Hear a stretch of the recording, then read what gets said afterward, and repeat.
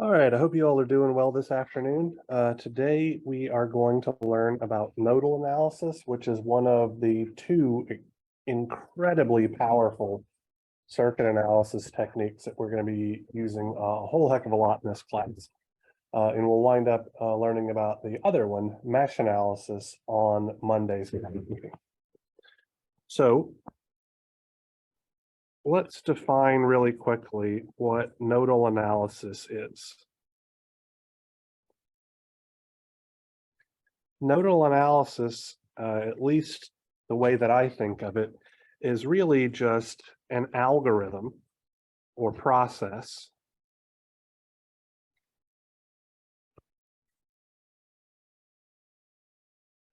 used to solve circuits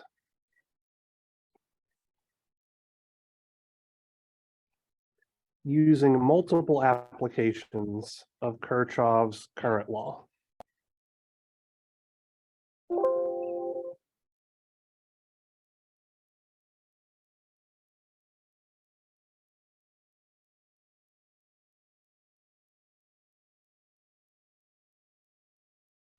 So I'm going to explain what I mean by this by analyzing the circuit. I'm going to walk you through it step by step in the exact order that I believe that if you guys follow this, you will be the most successful.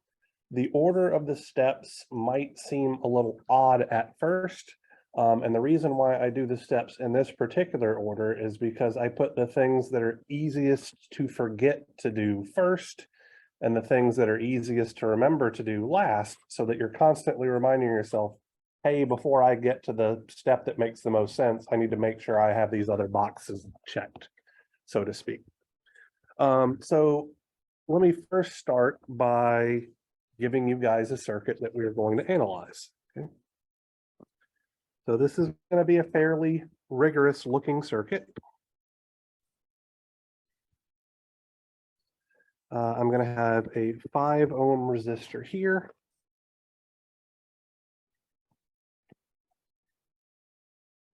A 10 ohm resistor here. This will be a 2 amp source, direction up.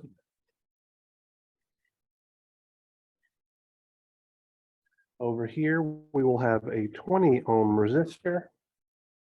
I have a dependent current source, direction down here. Let's make this 1/2 Vx. So this is a voltage controlled current source.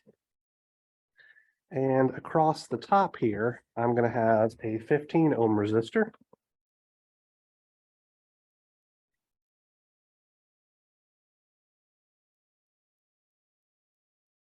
And the voltage Vx will be defined as the voltage drop across this 15 ohm resistor with the positive polarity on right and the negative polarity terminal on left.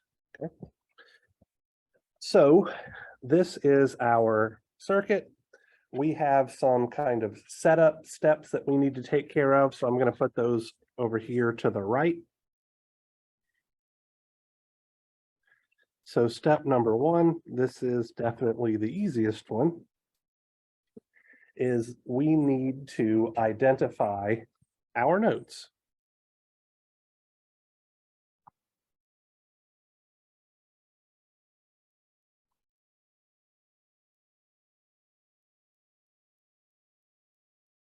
Okay.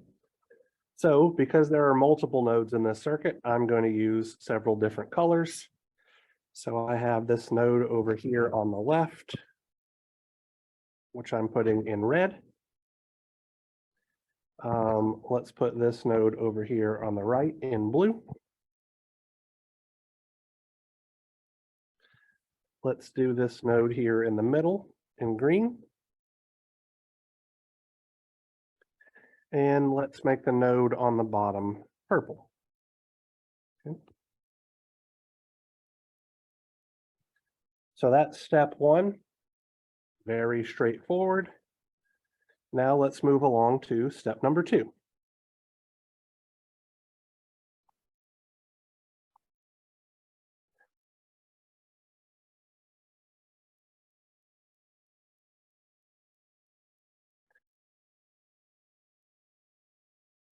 a reference or ground node. Okay. So what we're doing here is we are literally just saying one of these four nodes is going to be the reference for our circuit. And so we are going to assume that the potential at that particular node is 0. It does not particularly matter which node we choose as our reference node. That being said, typically speaking, things will be a little bit easier on us if we choose the node that has the most elements connected to it, or in the case of circuits with voltage sources, the node that has the most voltage sources connected to it. I chose this particular circuit to work with you guys because every node is connected to exactly 3 elements, so it literally does not matter which one we pick to be our reference. So somebody out in Zoom land, tell me a color that you want to be our reference node. Red. Red. Red, okay.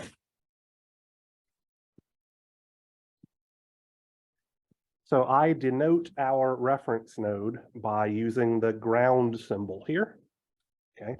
And so all this means is that we are at 0 volts at this particular node in the circuit, and all other nodes are going to be measured with respect to that node, which brings us to step number 3.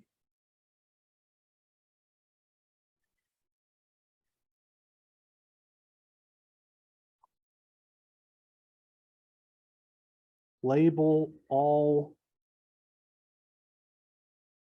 actually, let me rephrase that. Assign all non-reference nodes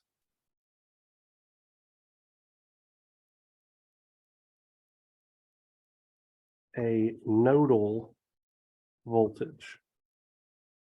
Okay, so all I'm going to do right here immediately is literally just put a label on things. We're going to talk about what this concept of a nodal voltage means here in just a moment. So the blue node is not the reference node, so I'm going to assign it a label. So I'm going to call this voltage at this node VA. I'm going to call the voltage at the green node VB, and I'm going to call the voltage at the purple node VC. All of these voltages are measured with respect to ground, which means VB is the exact same thing as the voltage drop across the 5 ohm resistor, because the 5 ohm resistor is placed between the green node and ground. VC could be thought of as the voltage drop across the 10 ohm resistor, because the 10 ohm resistor is placed between node C, the purple node, and ground, okay? So this nodal voltage thing that we're using is really kind of a modified double subscript notation, right? The subscript here, B, indicates the positive polarity terminal of the voltage VB with respect to ground, okay? So VB is going to be the positive polarity terminal of the voltage drop across the 5 ohm resistor with respect to ground. VC is the positive polarity terminal with for the voltage drop across the 10 ohm resistor with respect to ground. VA represents the positive polarity terminal of the voltage drop across the 15 ohm resistor with respect to ground, okay? So that's all that a nodal voltage means. It's the voltage at the node in question at the positive polarity terminal with ground or reference as our negative polarity terminal. All right, so these are our kind of setup steps. The actually easy to forget steps are coming up now. The first of which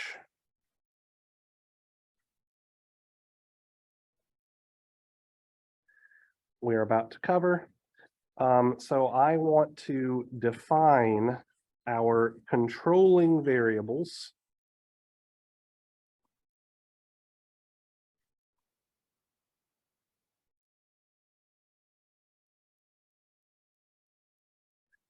in terms of our nodal voltages. Okay. So what I mean by a controlling variable is a voltage or current that controls a dependent source. So the only controlling variable in this system is this voltage Vx, because that voltage Vx controls that dependent current source on the bottom right of the circuit. Okay. So we need to figure out how to express Vx in terms of our nodal voltages. Okay. So whenever we have a voltage, this is pretty straightforward.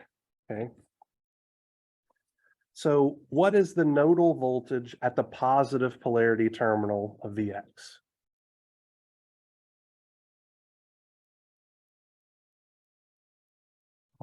VA. Absolutely right. What is the nodal voltage at the negative polarity terminal of Vx? Ground. Yep. So Vx is equal to VA minus 0, full stop. Anytime we're trying to express a controlling voltage in terms of nodal voltages, it's just going to be one voltage minus another voltage. Because of where you guys chose ground, this one is really easy. Vx is simply the same thing as nodal voltage VA. If you had chosen ground on the bottom, then Vx would be VA minus whatever label we assigned the red node, okay? Now, there's not a current on here, but just for the sake of argument, I'm going to identify one. We're going to talk about how we do that really quickly, okay? So let's say that this current IY was a controlling current in our system, okay? What we're going to do is we're going to say that IY is just the voltage drop over the 20 ohm resistor divided by the 20 ohm resistor. So our denominator is definitely going to be 20 ohms because we're using Ohm's law here. And our voltage drop is going to be VA minus VB. So what we are doing is effectively saying we want the voltage drop such that the current is flowing into the positive polarity terminal and exiting the negative polarity terminal. So VA is at the positive polarity terminal of this 20 ohm resistor, according to how IY is flowing. VB is at the negative polarity terminal, which is why we have VA minus VB. That's the total voltage drop, and then we divide that by the 20 ohm resistor to give us current. Is that making sense? Yes. Okay. So that's step 4. We define our controlling variables in terms of our nodal voltages. Step number 5. Sorry, one moment. Wait, could we at some point in time go through like a more complicated version of finding Vx? No. Okay. Yeah, sorry. Like I was thinking about if you meant like we should work a more difficult example, but finding Vx, if I'm understanding your question correctly, we will never see anything more complicated than the voltage being the potential difference between two nodes, because that's all a voltage ever is. The potential difference between 2 points in a circuit. I'm referencing when you said that because we picked the red node, like if we would have picked the purple node, would it have been more involved to find Vx? Nope, it would still just have been the nodal voltage at the positive polarity node minus the nodal voltage at the negative polarity node. Okay. That's okay. always what a voltage will be in nodal analysis. Okay. All right. Thank you. So like this VA minus VB that we have right here is the exact same way that we found the voltage here, but one of the nodes wasn't the reference node. That's as hard as it can be. Okay, that makes sense. All righty. Okay, so step number 5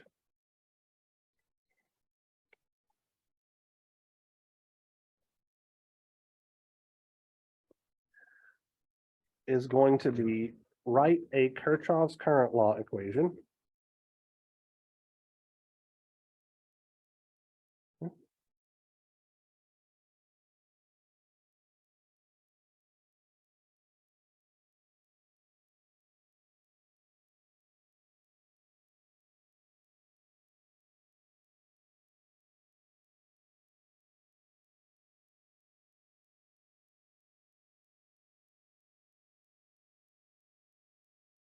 So we have three nodes that aren't our reference node.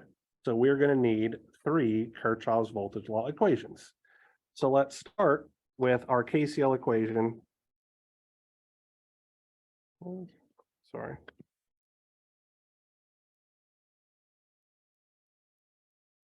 At node A. And I'm going to show you guys how I like to write my equations and how I identify things here. Okay. So I'm going to actually, I'll leave that IY thing there. So all we're doing is we're finding the currents that are leaving node A and adding them together to make zero, because that's what Kirchhoff's current law is, right? So if I want the current flowing up through the 15 ohm resistor, that's just going to be VA minus ground over 15 ohms. If I want the current flowing to the left through the 20 ohm resistor, well, that's the same thing as the IY that we just defined a moment ago. So that's going to be VA minus VB over 20 ohms. The current flowing down is going to be 1/2 Vx, because that's literally what the current source is telling us is flowing through that branch. So we're just going to have plus 1/2 Vx and set this equal to 0. When we do KCL at node B,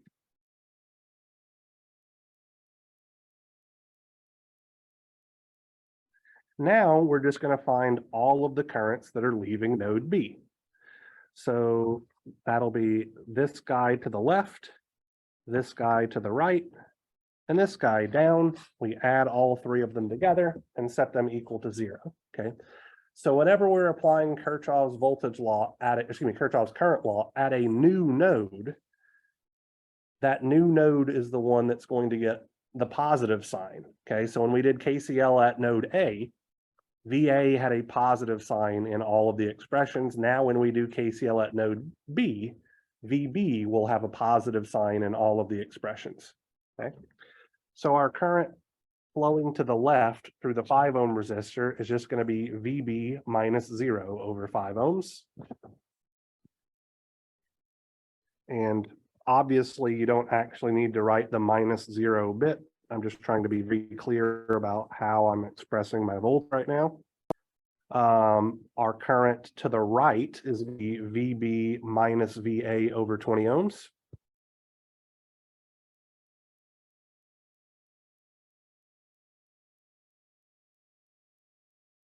And then our current flowing down is going to be negative 2 amps, because the direction that we want the current is in the opposite direction as to what is being supplied by the current source.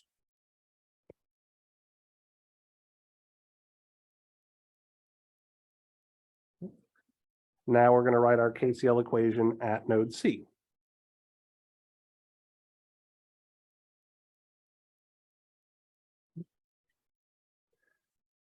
So at node C, we're going to have this current flowing up, this current flowing up, and this current flowing up. All three of those currents are leaving node C. So the current flowing through the 10 ohm resistor is going to be VC over 10 ohms.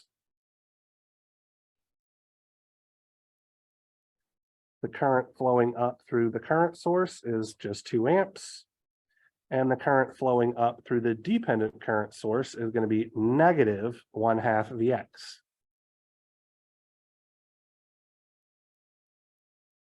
And we set this equal to 0. And so what we have now is a system of equations, right? So this is our first equation. Here's our second one. Here's our third one. And here is our fourth one that we are going to need to solve, okay? So my expectation of you guys is that you will be able to use your calculators to set up and solve these systems of equations, okay? So let me talk very briefly about calculators because I don't know that I did that on the first day of the class. You're only allowed to use FE approved calculators, which is the same types of calculators that you've been allowed to use in your other engineering 1-2X and 2-2X classes. So very likely you already have one. That being said, if you have a TI 30, or if that's what you've been using, I would highly suggest you spend the $10 to $20 and upgrade to a different calculator off that list, okay? I personally prefer to use a Casio FX 991 calculator. Let me see what's going on in chat here. Yeah, so the Casio 991 is a really good calculator because it is the only FE approved calculator that can solve a system of equations that has 4 unknowns. The Casio 115 and the TI 36 can solve equations with, systems of equations with 3 unknowns. Christopher, the TI 84 is not on the list. So no graphing calculators are actually on the list of FE approved calculators. Yeah, so like I said, my preference for solving these systems of equations is the Casio 991. That being said, for the third portion of the class, when we're dealing with complex numbers, my preferred calculator is actually the TI 36X. So if you've got $35 to $40 to spend, you could buy both calculators. Either one of them will do everything that's needed in this class, but the Casio can do 4 equations with 4 unknowns, while the TI does complex mathematics. So math using complex numbers very easily, which is why I prefer that one for that particular function. Yes, the TI 36X Pro is a perfectly reasonable calculator for this class. I'm not familiar with the 991 CW. Let me look it up on Google really quickly. The 991 that I have is an EX.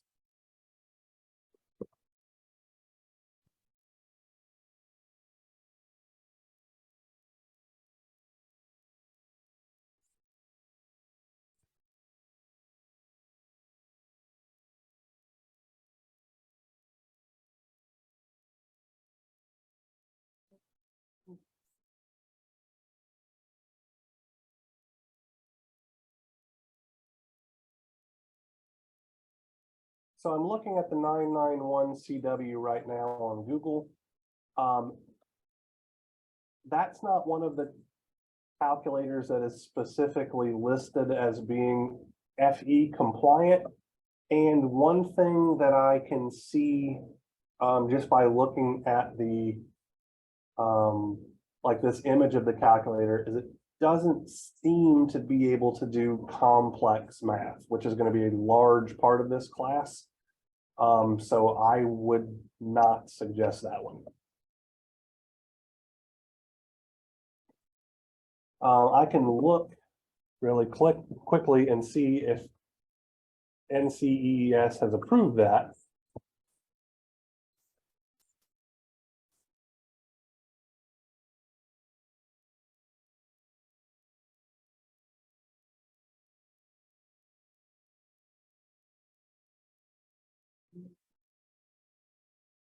So according to NCEES, any calculator with FX-991 in its model name is approved, but the CW one, like I said, I don't see anything, like I don't see an engineering button or anything like that that you would use to actually do complex numbers on it.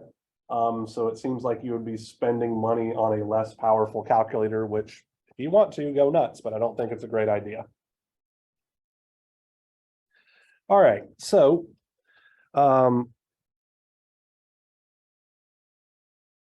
assuming that you guys have a calculator that can solve systems of equations, and assuming, and this actually might be a large assumption, that you know how to use it to solve a system of equations, we would get the following results.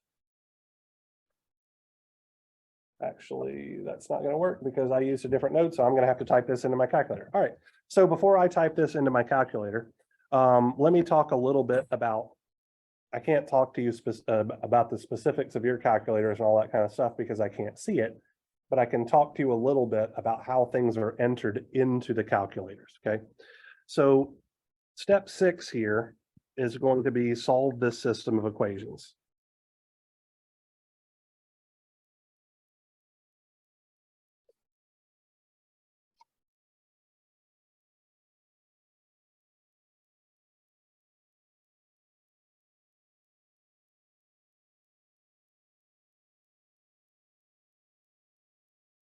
So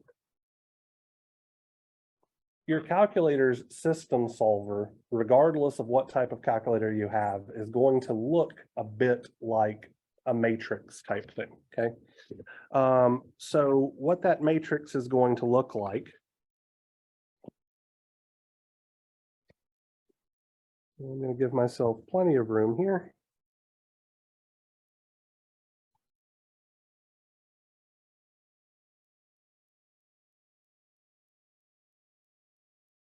Is going to be something like this, where I'm going to put some lines here to give me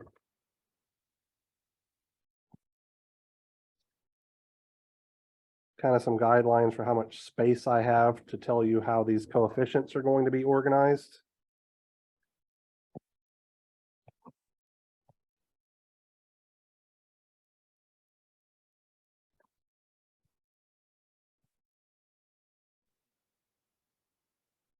Okay, so the first thing that I want to talk about is this column right here is our variable column, okay? So for our specific instance, this is going to be VA, VB, and VC. It's very likely that your calculator doesn't even list this column at all. For my TI,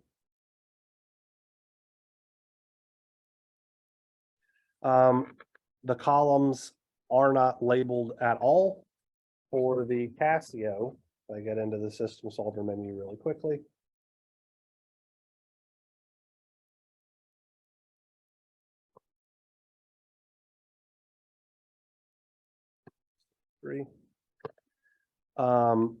This column is for the coefficients of X, our first variable. This column is for the coefficients of Y, our second variable.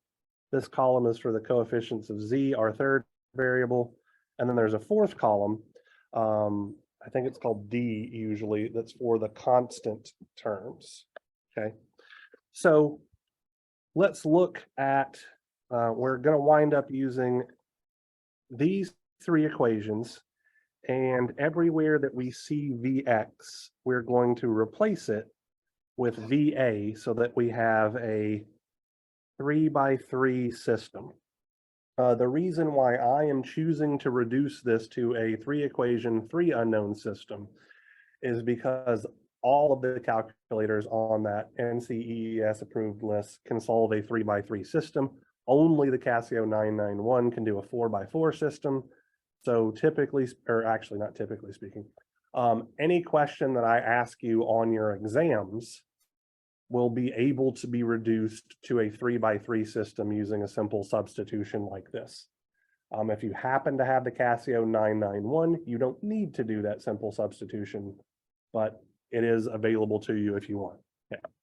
So our coefficients for the VA term in our first equation are going to be this 1 over 15, this 1 over 20, and this 1/2.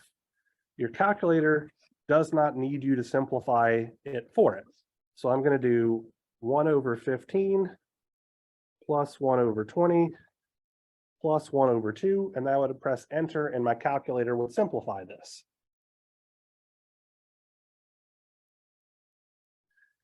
Which I get 37/60 is apparently what happens when you add all those fractions together. Again, it does not matter to me. These numbers are actually what I put in my calculator. My coefficient for VB is just the negative 1/20 from that second term.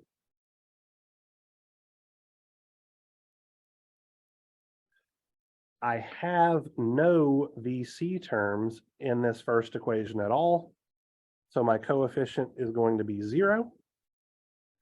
And there are no constant terms in this first equation. So my constant term is going to be 0. So let me finish putting this into my calculator. Negative 1/20, 0, 0, and now it automatically goes down to the next line. In my second equation, my coefficient for VA is this negative 1/20.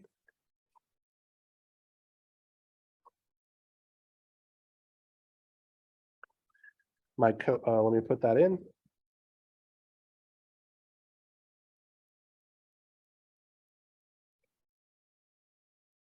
My coefficient for VB is going to be the 1/5 from this, the 1/20 from this. So I'm just going to put 1/5 plus 1/20.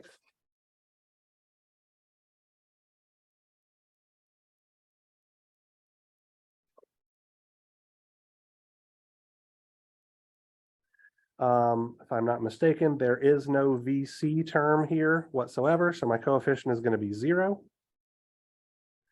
And then I do have a constant term. So my constants need to be moved to the right-hand side of the equal sign. So right now, this looks like negative 2 amps. When I move it over to the other side of the equal sign, it's going to be positive 2. So I'm going to put a positive 2 over here. Going to my third equation, I have a factor of negative 1/2 VA.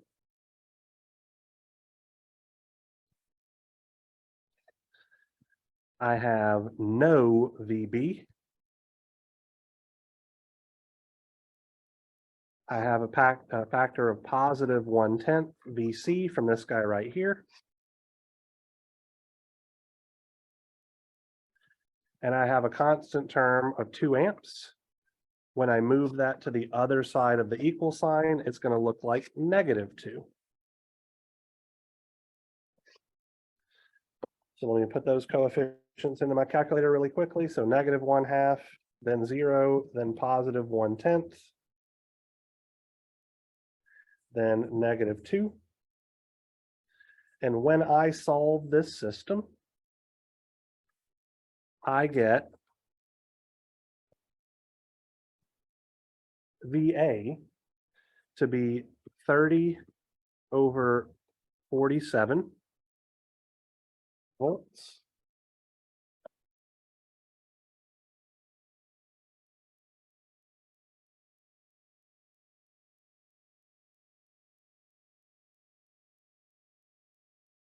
VB is 370/47 volts.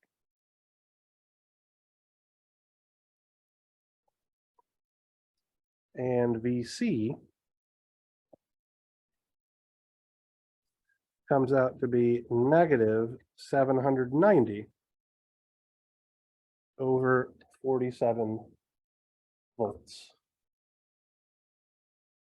So just to check things here, I'm going to check this against how I originally solved it using the bottom node as my reference really quickly. Sorry,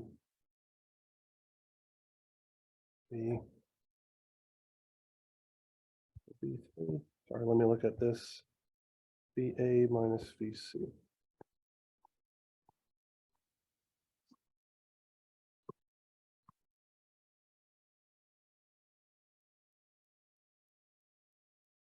17.446. The exact same thing that I got. Great. So we didn't make any mistakes. That was the thing that I was most concerned about. From here, if we were solving for the quantity Vx, for instance, that's just the exact same thing as Va, which would be 30 over 47 volts. So what we've done by solving this system of equations is we have now made every single nodal voltage that we have defined a known quantity, okay?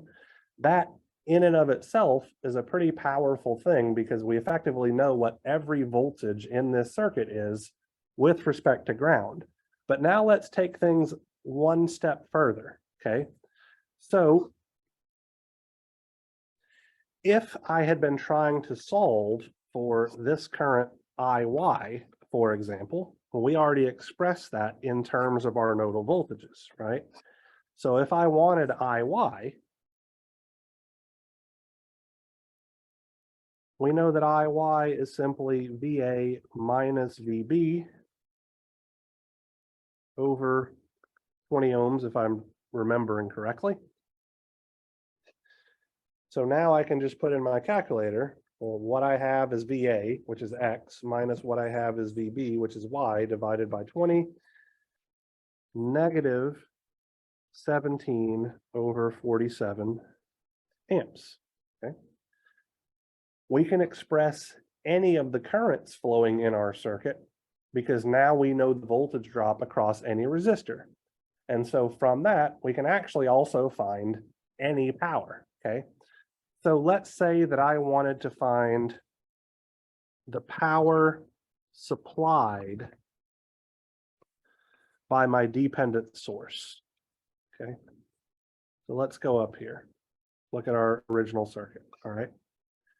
I want the power supplied, by my dependent source. I know this screen is getting kind of busy, but it'll be okay. Right? So what I need is the current flowing through that source, which is just 1/2 Vx, but I also need to know the voltage drop across the source. And I want the voltage drop across the source with positive polarity on top so that the current is flowing into the positive polarity terminal and out the negative polarity terminal, like so. So I'm going to call this V dependent, and I'm going to call this, just for the sake of argument, I dependent, so that the power absorbed, or excuse me, supplied by my dependent source, sorry for all the scrolling, is just going to be the product of V dependent times I dependent using the passive sign convention, right?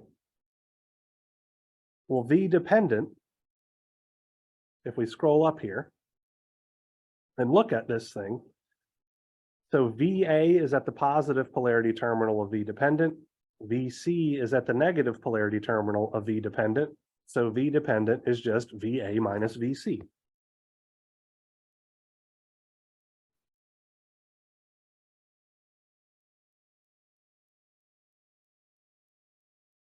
I dependent was just 1/2 Vx, and since Vx is just VA, we just put VA here, and so this is going to look like 1/2 times VA minus VC times VA. I'm just going to put that in my calculator. 1/2 times X minus Z times X gives me 5.568 and some change watts. So that dependent source in this particular circuit is supplying 5.568 watts. So once I know what my nodal voltages are, I can literally solve for any other quantity in my circuit. Any voltage, any current, or any power in literally one more step because I know what all of the voltages are. So that's why nodal analysis is so wildly powerful. So what I want us to do now, and I would like for you guys to do this kind of on your own. I'm very happy to answer questions, is I'm going to put a circuit up on the board here. This is literally a circuit from the Circuits 1 exam I gave in the fall. Actually, we can't do that one just yet because we don't know what supernodes are. Let's do this one. And I would like for you guys to take a crack at this. I might lead you through it to some extent. Okay, let me just scroll here.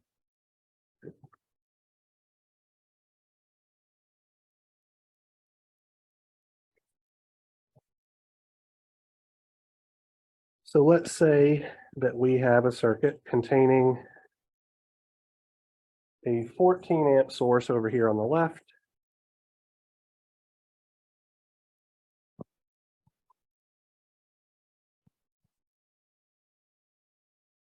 A 12 ohm resistor here.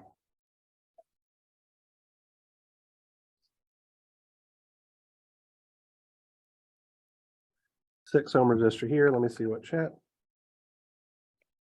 I do not believe it should be negative 5.568 watts. Dave, let me scroll up really quickly and explain why. Okay. So we want the supplied power. And I have defined my voltage such that my current is flowing into the positive polarity terminal. Oh crap, no, you're absolutely right. I made a mistake there. I should have, I apologize for that. Thank you for catching that. I should have made it so that the current was flowing into the negative polarity terminal because I wanted supplied power. So let me fix that. Thank you very much for that correction. Now the current's flowing into the negative polarity terminal. Let me swap this VC minus VA, V minus A, and that'll put a negative sign there. You're absolutely right. Very, very much for that correction. All right, so 13 ohms here.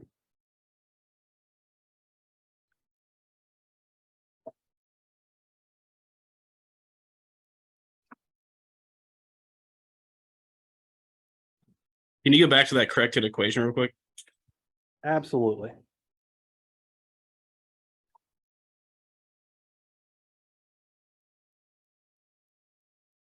All right, thank you.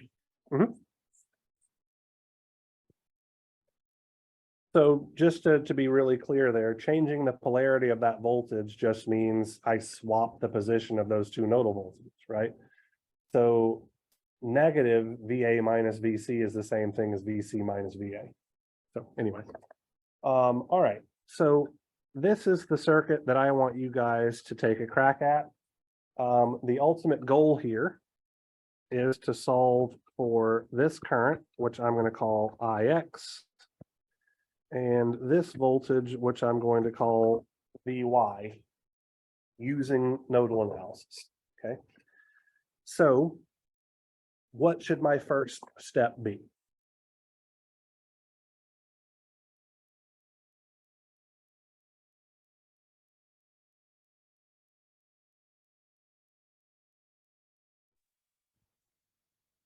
Label your nodes. All right, so we're going to identify those nodes. So let's do this top left one in red. This top right one in blue. And this bottom one in green. Seems reasonable to me. What's our next step? Make your green node your ground node. All right, so making the green node the ground node, that is the exact same choice that I would have made because the green node is tied to 4 elements, okay? While the other 2 nodes are only tied to 2 elements, or excuse me, 3 elements. So what's next? Put down some nodal voltages. All right, so what labels do you want to use? Let's do voltage red or like VR and VB VR, and VG for labeling green. but the green's already labeled with ground. Okay, yeah, I was unsure if we were still living the ground or not. Yep, so And never ground mind is just about that zero, green so part we then. we don't give that any extra label because that would be confusing. Okay. So does this circuit contain any controlling variables? No. No, because there are no dependent sources. So we can pretty much skip step 4. So now we're just at our write our KCL equations. Okay. So we're going to have a KCL equation at node R.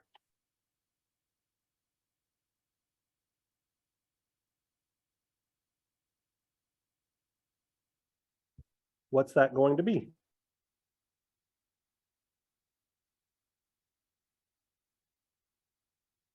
Let me give you guys a little bit of help here. I want this current flowing down, this current flowing down, and this current flowing to the right. Add those 3 together and set them equal to 0.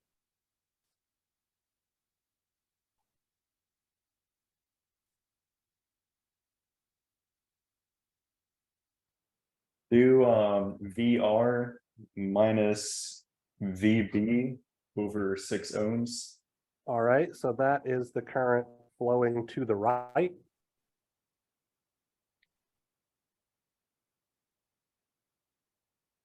Plus VR over 12 ohms. So that is the current flowing down. Absolutely correct.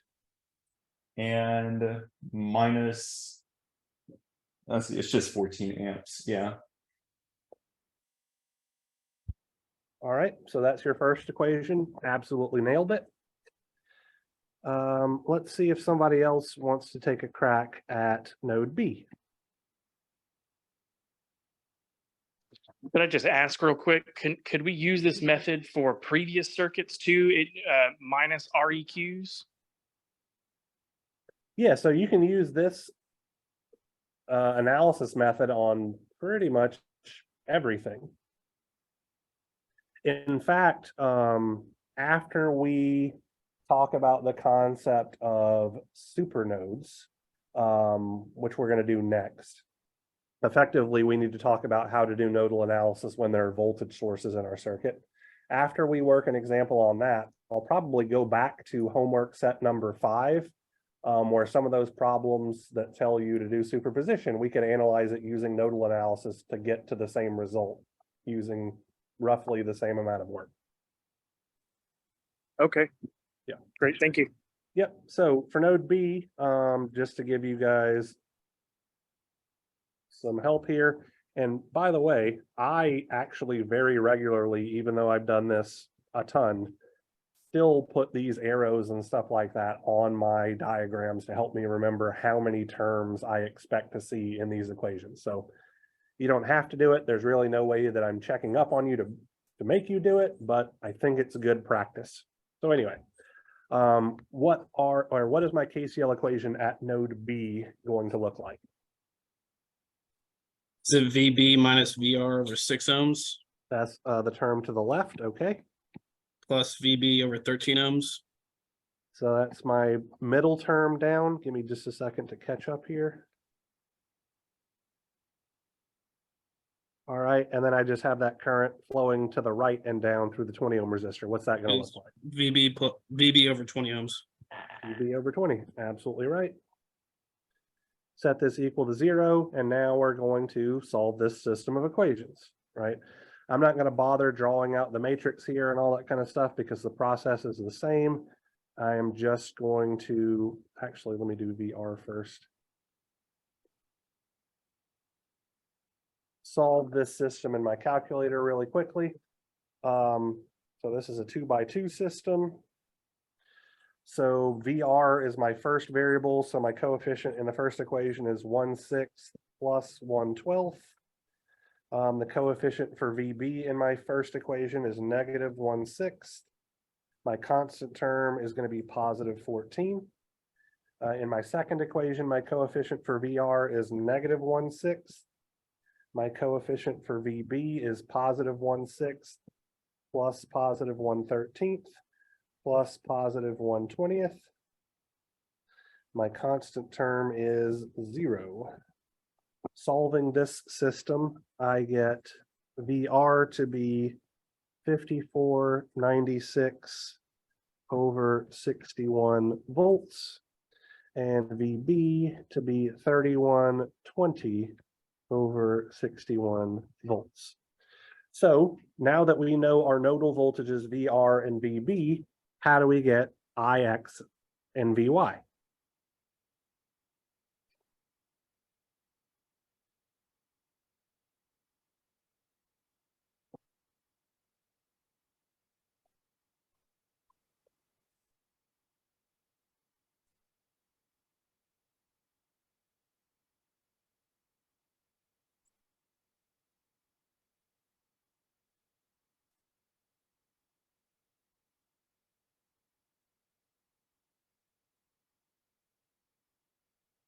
Wouldn't you, we have to like put those, like calculate for those two parallel resistors right there? Nope. We have enough information to solve for both of those quantities right now. Isn't VY just equal to VB? So VY is exactly equal to VB. You're 100% correct there. So let's put that down. VY is equal to VB, 3120 over 61 volts. Okay. And the reason why VY and VB are the same thing is because the positive polarity terminal of VY is at node B and the negative polarity terminal is at ground. So VY is just VB minus 0 or VB. 100% correct. All right. IX. What are we doing?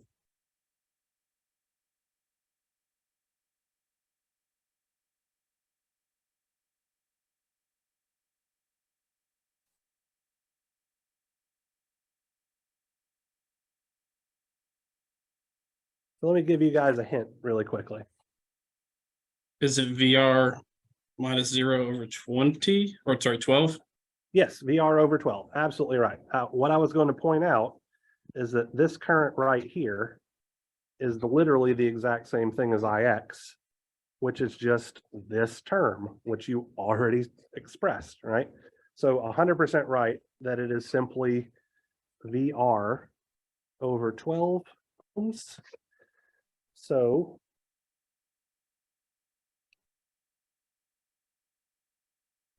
$458 over 61 amps. Okay. So this is nodal analysis. Now what we're going to do is we are going to include voltage sources and we are going to break things slightly. And I'm going to tell you how we fix it. Okay. So I'm about to draw a pretty ugly looking circuit.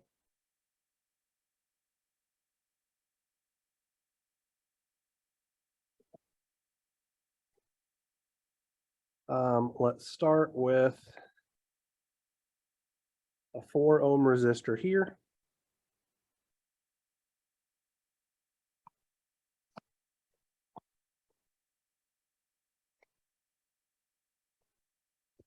A 2 ohm resistor here.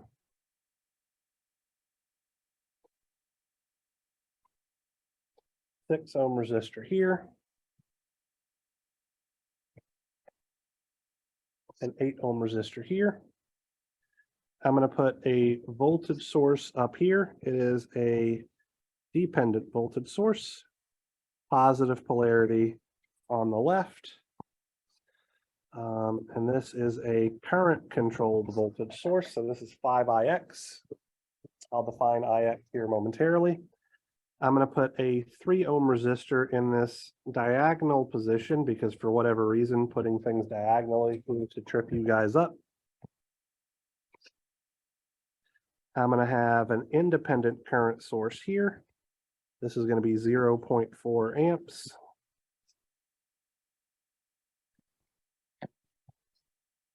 I'm going to put a short circuit here.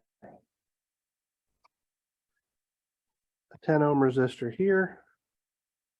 Let's put a 15-volt source here.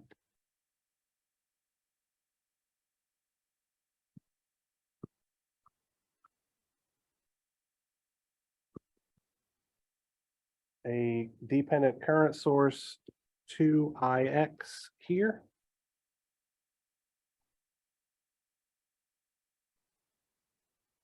A 9-volt source here. And a 5 ohm resistor here. So this circuit is fairly awful. I'm going to define my current Ix to be the current flowing to the right through the 10 ohm resistor like so. All right. So this circuit has voltage sources. Okay. And there are special rules that we need to follow whenever voltage sources are present. So I am going to modify our simple step-by-step process to include what to do when we have voltage sources, okay? So steps 1 through 3 are exactly the same. Okay? So I'm just going to write here to the right, step number 1 through number 3 do not change, okay?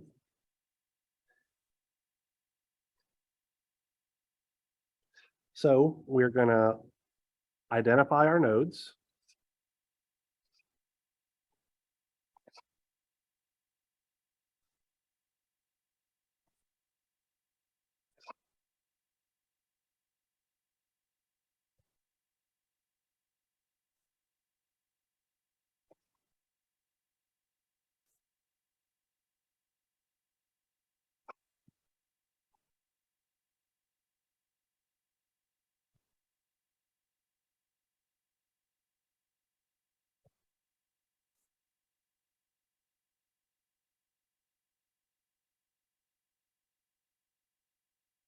We are going to choose our reference.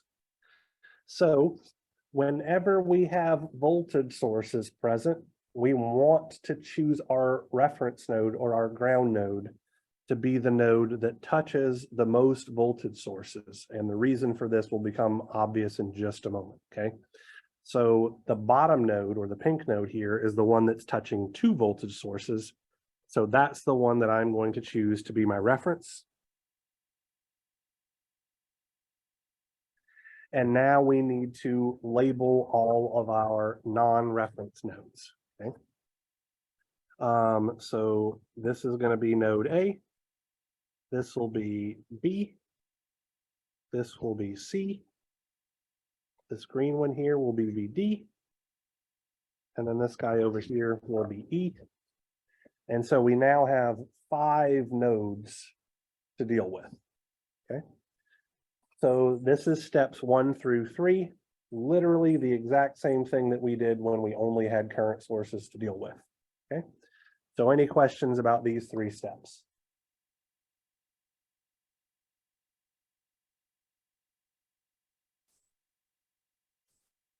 All right, so let's talk about our new step 4.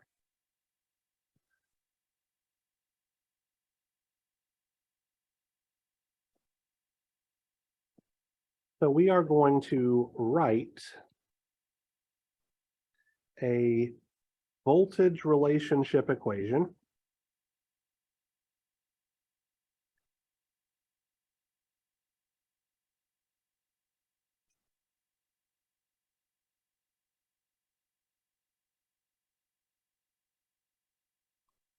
for each voltage source in our circuit. So what I'm going to do here, and once you get comfortable with this, you don't actually need to do this part. I'm going to draw a circle around all of my voltage sources, or really an oval type thing.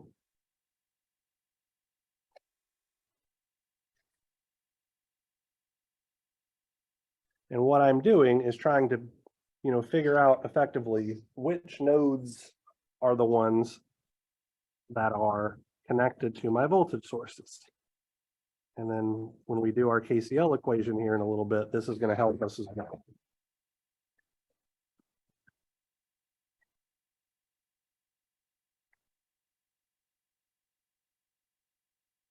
So hopefully you guys can see these three oval-ish blobs that I've encircled my voltage sources with.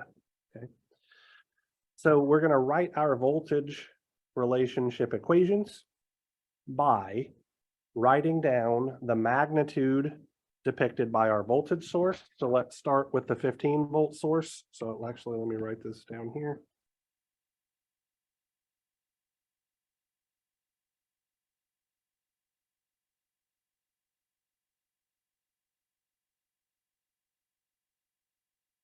Voltage relationship equations. So let's start with the 15-volt source. So what's the positive polarity, or which node is the positive polarity terminal of the 15-volt source touching?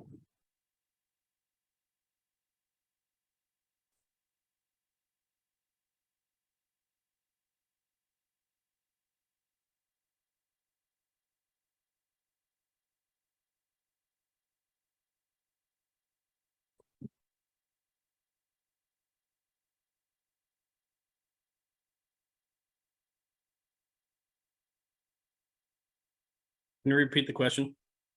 Yes. Which nodal voltage is at the positive polarity terminal of the 15-volt source? VC. VC, okay? Which nodal voltage is at the negative polarity terminal of the 15-volt source? 0. Okay, so we are going to write these voltage relationship equations exactly how we expressed voltages in the other circuit. It's just the nodal voltage at the positive polarity terminal minus the nodal voltage at the negative polarity terminal. So we can see that 15 volts is equal to VC. Now let's look at our 9-volt voltage source. What's my voltage relationship equation for that one?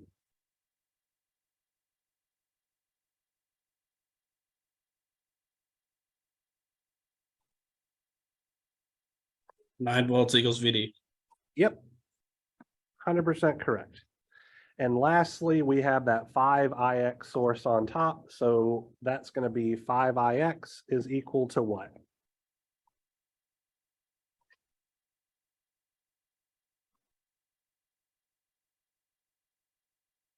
VA minus VB. Absolutely.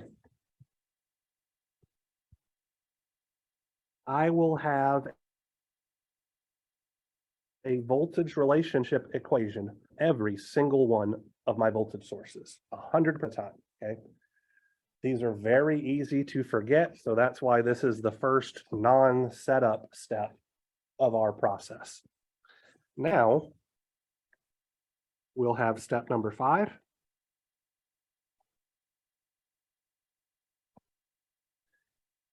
Express our controlling variables in terms of our nodal voltages.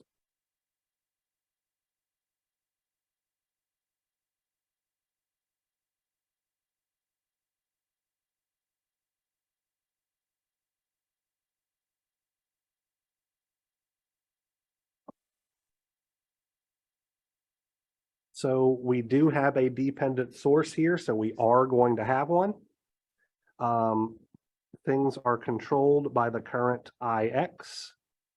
So somebody tell me how to express the current Ix in terms of my nodal voltages.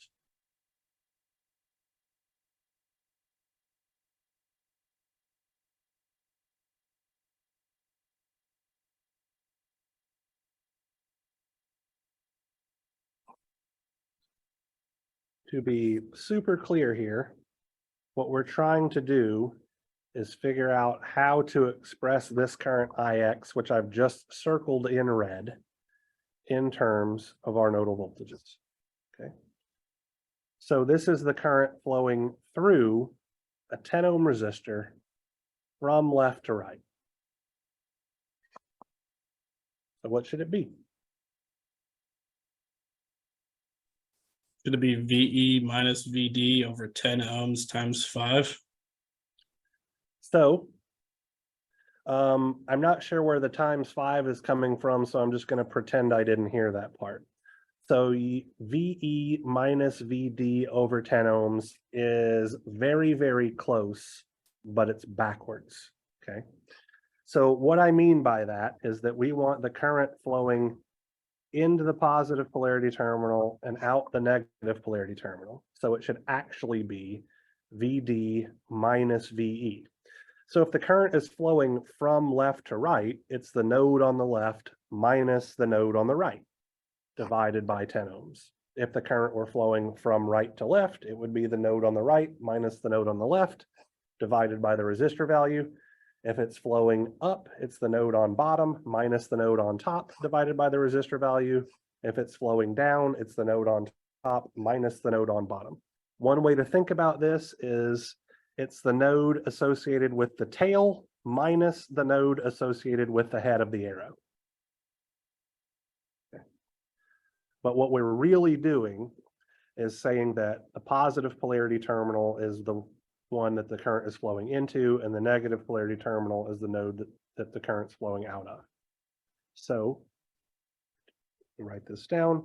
IX will be VD minus VE over 10 ohms. Okay. That's our controlling variable.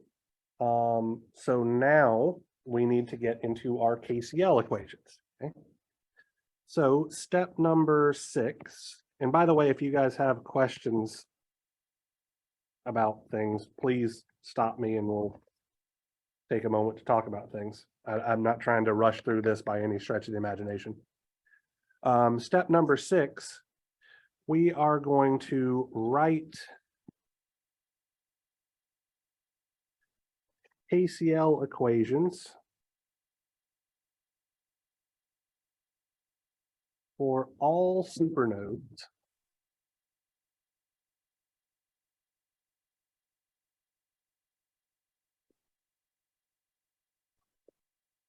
which do not contain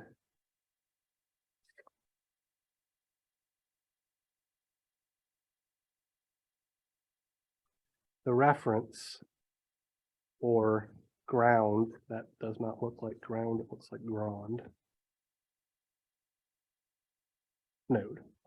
So I've introduced a new word here, supernode. Those bubbles that I drew around my voltage sources are the supernodes that I'm talking about here, okay? So anytime that we have a voltage source, we are going to have a supernode, and that supernode is just the node formed between the two nodes. So when we're writing a KCL equation at our supernodes here, first, we need to check for two things. Does the supernode contain the ground node? If it does, we don't need to write a KCL equation. So we will not have a KCL equation at node C because our supernode with our 15-volt source contains the ground node. We will not write a KCL equation at node D because our supernode for our 9-volt source contains node D, but it also contains the ground node. So the only supernode that we're going to have to write a Kirchhoff's current law equation for is this supernode formed between nodes A and B to accommodate the 5ix source. So we're going to have this current, because that's the current flowing out of the supernode, plus this current, because that one's flowing out of the supernode, plus this current, because it's flowing out of the supernode, plus this current, because it's flowing out of the supernode, plus this current, because it's flowing out of the supernode. So this equation is going to have 5 terms, okay? All of the currents leaving node A and all of the currents leaving node B. Now, some of you may be astute and you may be thinking to yourself, hey, Dr. Hartman, why aren't we including these two currents? The current leaving node A and flowing into the positive polarity terminal of our voltage source, and the current leaving node B and flowing into the negative polarity terminal of our voltage source. Well, when we add all of those currents together, those two currents this guy and this guy literally cancel each other out. So that's why we don't count them.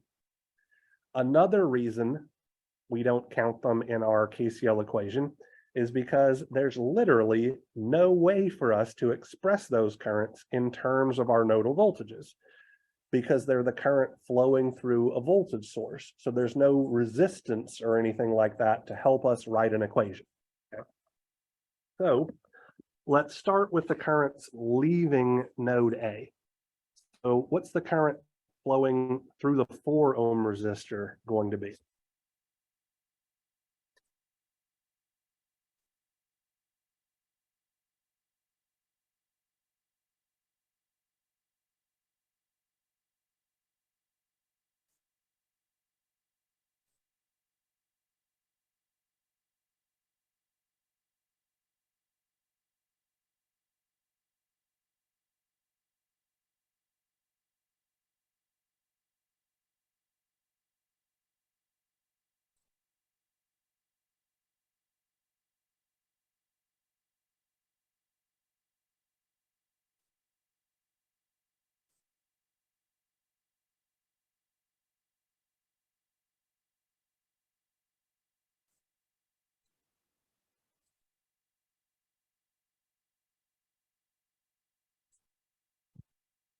Anybody? Current flowing through the 4 ohm resistor. VA over 4 ohms. So you've left out a little something here, right? The current is flowing from node A to node C. So it should actually be VA minus VC over 4 ohms. So while this supernode over here on the left enclosing the 15-volt source does contain ground, the ground node is the bottom, VC is the top. So we can't just say this whole thing is at ground, because it obviously can't be. There's a 15-volt difference between the purple node and the pink node. Okay, good try though. So let me write this down. KCL at supernode AB, and we have our first term as VA minus VC divided by 4 ohms. All right. So what is going to be happening for the current flowing down through the 2 ohm resistor?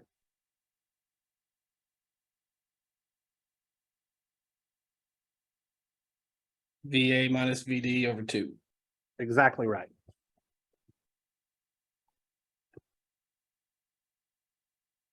And the current flowing diagonally to the right through the 3 ohm resistor? I can scroll up if you need me to. VA minus VD over 3. Yep.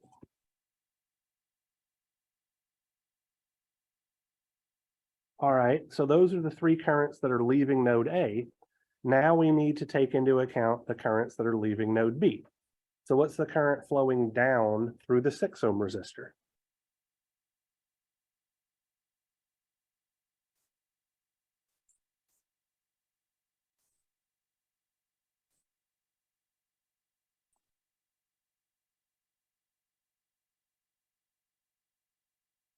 VB minus VD over 6. Absolutely correct.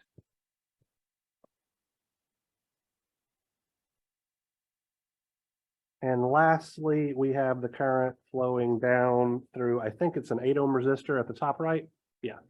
What's that one going to be? VB minus VE over 8 ohms. Exactly correct.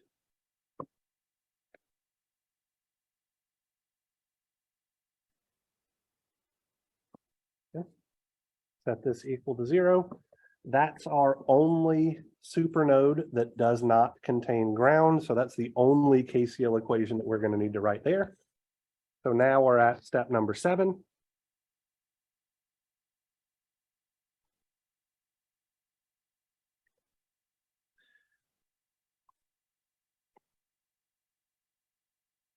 Write KCL equations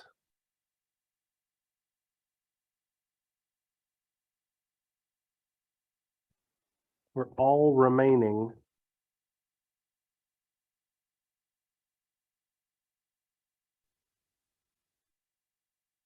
non-reference nodes.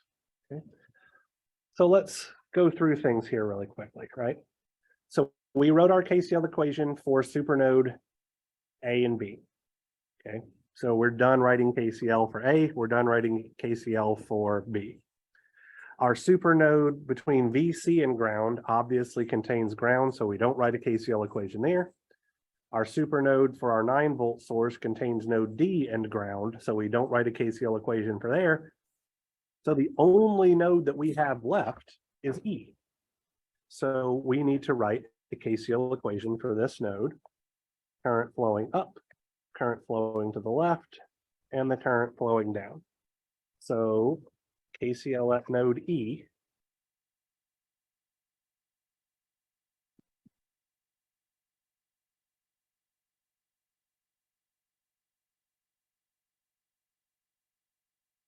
I'm going to go ahead and give this one to you guys because I've been talking for a really long time and I still have a couple of other quick things that I want to do. As soon as this other monitor wakes up so I can see things.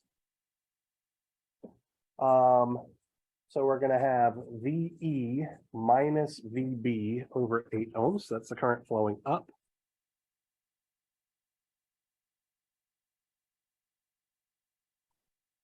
And then we're going to have VE minus VD over 10 ohms. That's the current flowing to the left.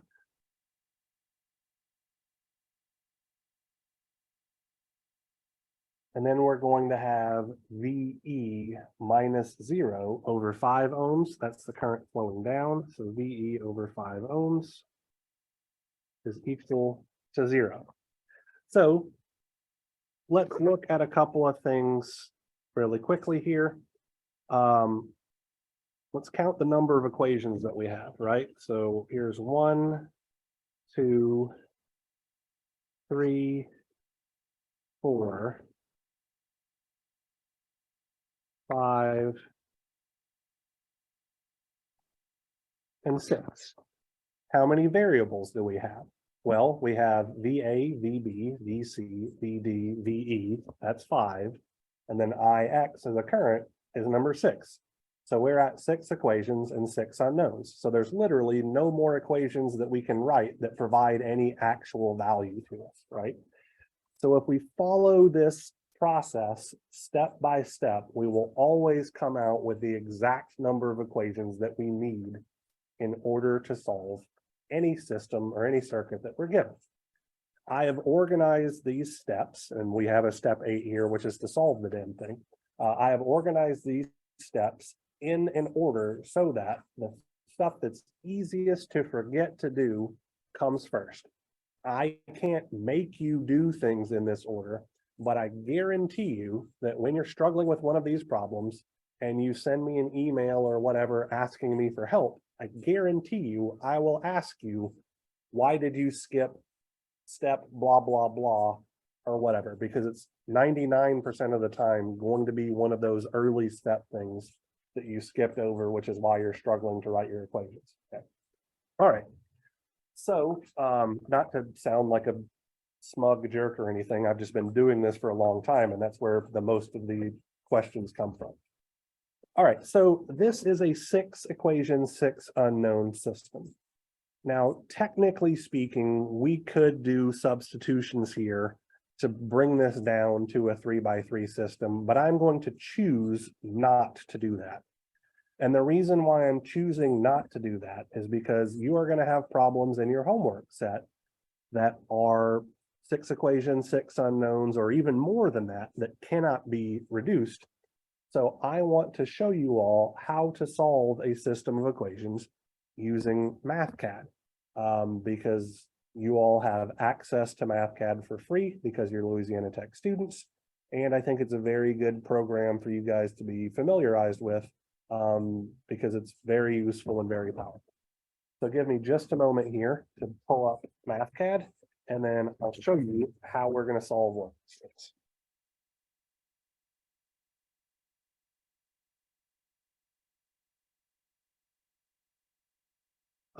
If I am not mistaken, and there is a large possibility that I am mistaken here, I believe. Yep. Here on our course Moodle page, I provided you with the download link to get MathCAD Prime 8.0. This thing right here where it says MathCAD, that is the username, and the password for the website is Bulldogs, where the L's have been replaced by the number 1. So all of you can download this program, and it will be very, very useful to do some of your more complicated homework problems. Okay. All right. So here I have MathCAD. I am a glutton for punishment, so I like to actually use units, but we do need to be careful about things, and I'll explain what I mean by that here in a moment. So what we're going to do in order to set up and solve a system of equations is we are going to use what's called a solve block. So one thing that I do want to point out, the solve block does not come free, which means you need to be using the Louisiana Tech license in order to have access to it.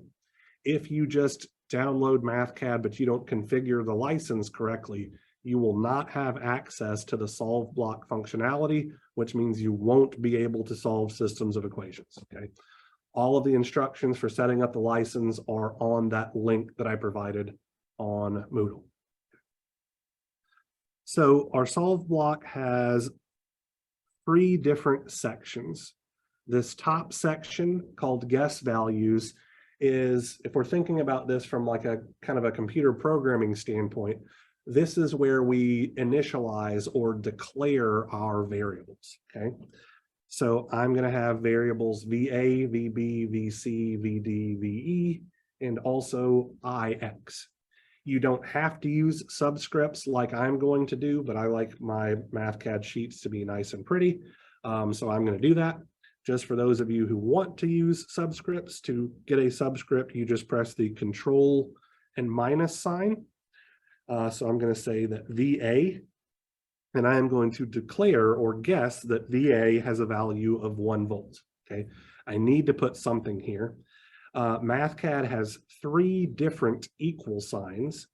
This equal sign that I'm about to use is shift colon, and this is saying the variable VA has a value of whatever is to the right of the equal sign. Like I said, I'm just going to choose 1 volt arbitrarily. It largely does not matter which number I choose here. I tend to not choose 0 for all of my guess values. Other people do, and it rarely makes a difference. Okay. I'm going to do the same thing for VB and VC and VD and VE and IX, except IX, because it's a current, is going to be 1 amp. Okay. So those are the 6 variables that I'm trying to solve for, and I just give MathCAD some wild guess as to what I feel they might be. The value of that guess really doesn't mean anything. Okay. Now I'm going to start putting in those equations that we developed. Okay. So if I'm not mistaken, the first equation that we had was that 15 volts was equal to VC. Okay. So for these constraint equations, which are the equations that we developed, I need to use a different equal signs. This is control equals, so I get a boldface equal sign. And so I'm saying 15 volts is VC. So as a mathematical statement, what this means to MathCAD is 15 volts must absolutely be equal to VC. So this is forcing that relationship to be true when it solves the system of equations. I'll also have 9 volts, control equals VD, and I will have 5IX, control equals VA, minus VB. Now, I know for sure that this equation is going to give me a problem in about 2 minutes. I'm intentionally leaving it this way so that I can talk about something here. Now I need my controlling variable equation. So that's going to be Ix will be control equal to VD minus VE over 10 ohms. So how I get the ohm symbol, if you really wanted to, you could go up to this symbol menu, go down to uppercase Greek, and click the omega button, but I am far too lazy to do that, especially for how often we have to do things. So what I'm going to do is capital W and then control G. So what that control G command does is it converts the last character into Greek. I know that you may be saying to yourself, well, what the heck does W have to do with the Greek letter omega? Lowercase w looks kind of similar to a lowercase omega, so capital W is how you get capital omega. I know it doesn't make a whole hell of a lot of sense, but that's exactly how it works. Capital W, control G gives you the ohm sign, right? I'm going to keep on going here. So now I need my Kirchhoff's current law equations. So I should have VA minus VC over 4 ohms plus VA minus VD over 2 ohms plus VA minus VD over 3 ohms plus VB minus VD over 6 ohms plus VB minus VE over 8 ohms. Control equals to 0. And now I need my KCL at node E equation. So that's going to be VE minus VB over 8 ohms plus VE, minus VD over 10 ohms plus VE divided by 5 ohms is equal to 0. And it looks like I'm going to need to make my solve block a little bit larger here because I'm kind of running out of space, which I can do simply by dragging this thing down. So I have declared all 6 of my variables in that guess value part. I have put in all 6 of the equations that I developed doing my circuit analysis, which are now in that constraint part. So now I'm at the solver part. What I'm about to do here is technically optional, but in my opinion, you should absolutely do it every single time. What I'm going to do here is I'm going to put in a matrix. This is going to be a 6x1 matrix, so it's effectively going to be an array. Since I'm solving for 6 different quantities, it's 6 units long. VA, VB, VC, VD, VE, and IX. Now I do shift equals find, and now I put those same variables, VA, VB, VC, VD, VE, and VX in the exact same order as they are in that array.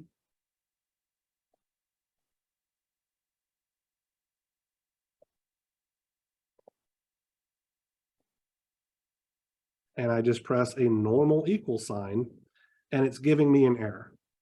It's giving me an error because it says the units for IX are not compatible, okay? So what the problem is right here. This is a current controlled voltage source. And so it's saying 5 times the current measured in amps is equal to some voltage. Well, that can't be true.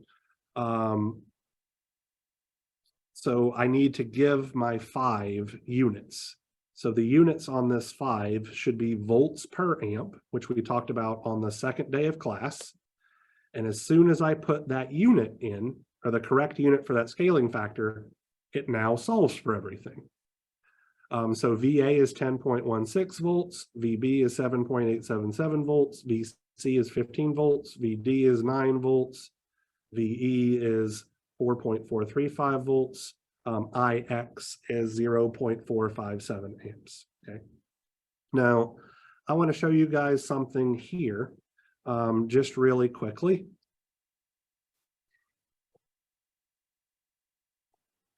IX is equal to 0.457 amps, okay? What I'm trying to illustrate to you is we have something outside of the solve block that is referencing something inside of the solve block. If I were to delete this matrix part here, MathCAD forgets what was going on. So effectively, if I don't store these values in a matrix, they are not available to use outside of the solve block. The solve block that we just set up is only used to solve for those voltages and currents, right? But if we wanted to say calculate a power, we couldn't do that because power isn't in any of our equations. If I put it back here,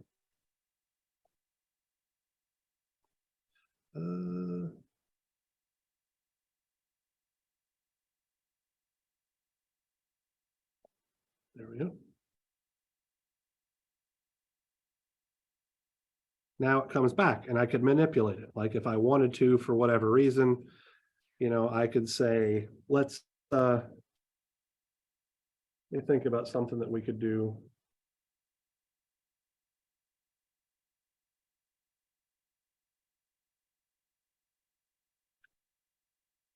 Really quickly here.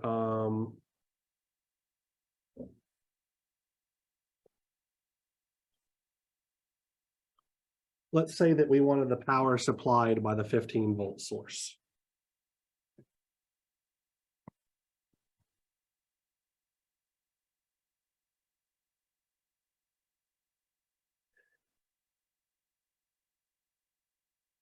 The current that's,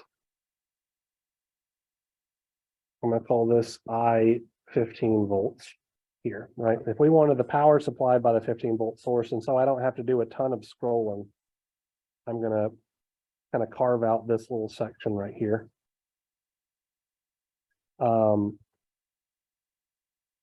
Is going to be 15 volts times that current I-15 volts.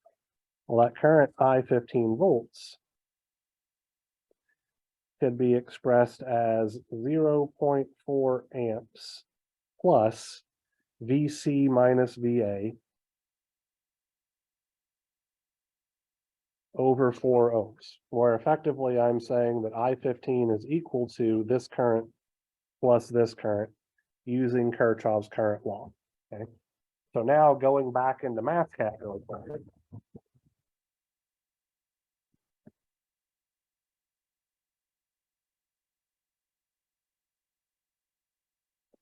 I can do P 15 volts is equal to 15 volts times 0.4 amps plus VC minus VA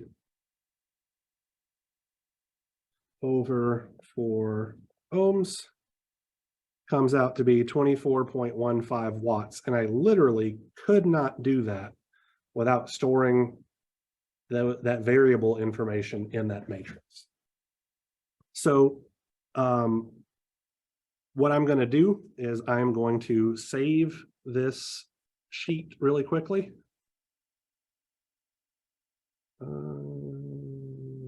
No, I don't want it as an XPS document. Save as a worksheet. I'm going to put it in the ENGR 221 folder, which will remind me to upload it for you guys to use for Moodle.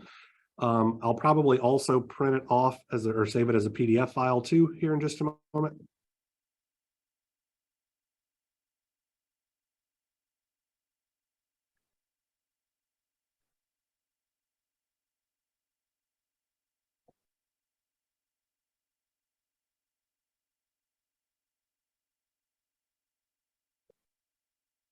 And I'll upload both of these to, dang it, I wanted to do that.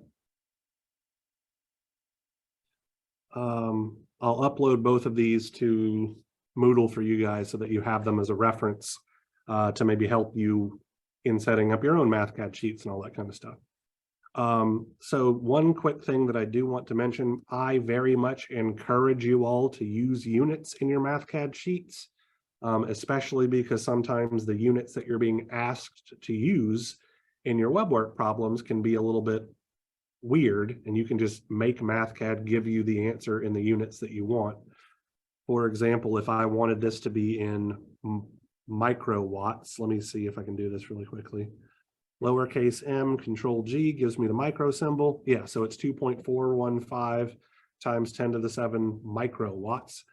You can make MathCAD give you the units that you're being asked for so that you don't have to do a bunch of weird conversions and all that kind of stuff. Right. Okay.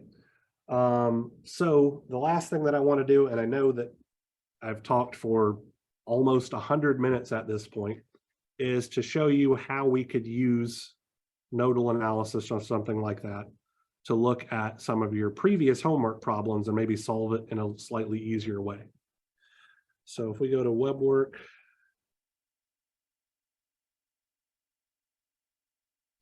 let's go to homework number 5, problem 3. So at the end of our lecture on Tuesday, I solved homework problem 3A using superposition. Let's now solve it using nodal analysis, and we'll find out that it's probably a little bit easier.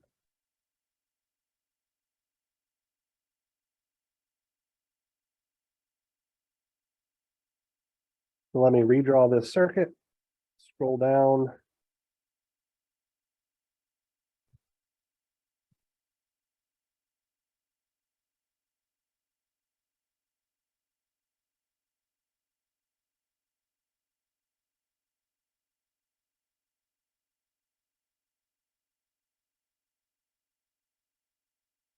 Let's see, I have a current source and it is 3.2 amps down.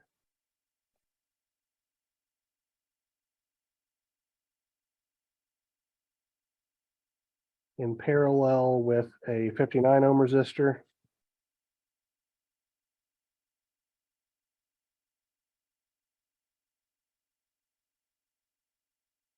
And that's a short circuit. If memory serves me correctly, this is a 29 ohm resistor. I have a voltage source down here. Positive polarity on the left. And I think it's 43 volts. Yes.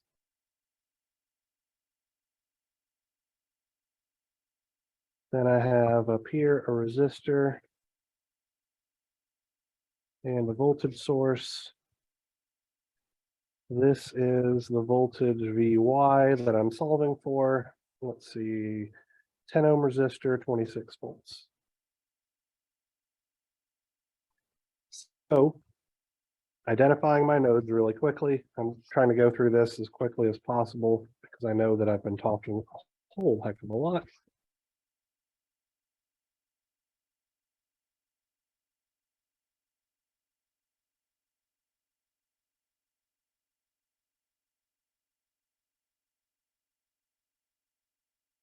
I have these 4 nodes. I'm going to choose the orange node to be my ground because it touches 2 voltage sources. Let's call this VA, VB, and VC.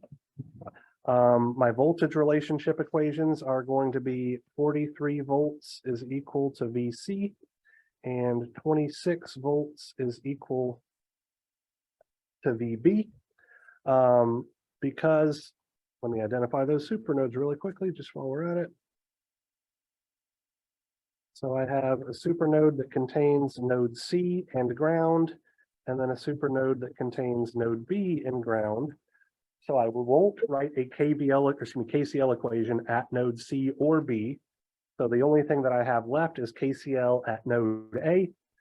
So that's going to look like 3.2 amps plus VA minus VC over 59 ohms plus VA over 29 ohms plus VA minus VB over 10 ohms. And substituting in that VC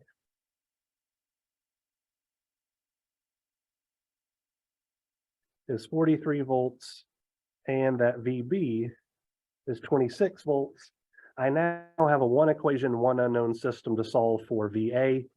And just while we're looking at it, VY is 0 minus VA or negative VA. So one equation, one unknown, solve for that, take the negative of it, and I got the answer in effectively just a couple of steps versus using superposition to solve the exact same circuit or similar circuits 3 times and adding all the results together. Okay. So to answer the question from previously, you can absolutely use nodal analysis on some of the earlier problems or earlier style problems to make things a little bit easier on yourselves if you were so inclined. All right. Any questions from anybody about anything at this point?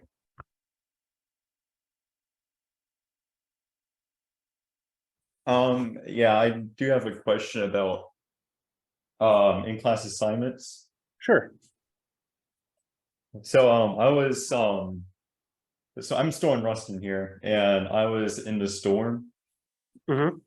And I was without power for like 15 hours, and Oh, I did goodness. not get a chance to do the in-class assignment until like last minute today. I promise you I submitted something, but like it's not correct. So a couple of things here. First, if you ever need an extension for an assignment, just ask. Mhm. I don't say that I never turn down a request for an extension, because I can think of, I think, one specific example where I did, where it was a student that had asked for like 7 or 8 of them to that point, and I finally was just sick of it. But generally speaking, if you need extra time, literally just ask me. I'm usually pretty happy to do it as long as you're not abusing it. The second thing, though, is that your in-class assignments are not graded for completeness or correctness. So the fact that you turned something in, if it looks like you were trying to do things, you get full credit. It's an in-class assignment. All right, that puts me at ease. Thank you. Yeah, the only way to not get credit for the in-class assignments is to literally not turn anything in. If you turn in something generally circuits related, I will give you the benefit of the doubt.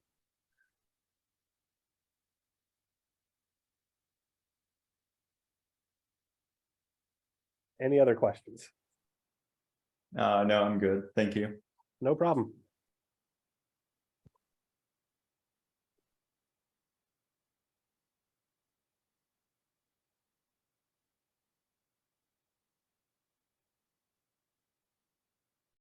All right, well, I'm gonna hang out on Zoom here for the next 6 minutes or so. Since class just ends in 6 minutes, I'm gonna go ahead and save this stuff and upload it to Moodle, as well as that MathCAD stuff, and then I'll see you guys on Monday.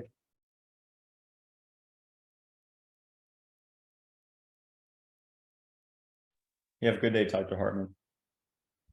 You too. Thank you, Dr. Hartman. Have a good day. You too.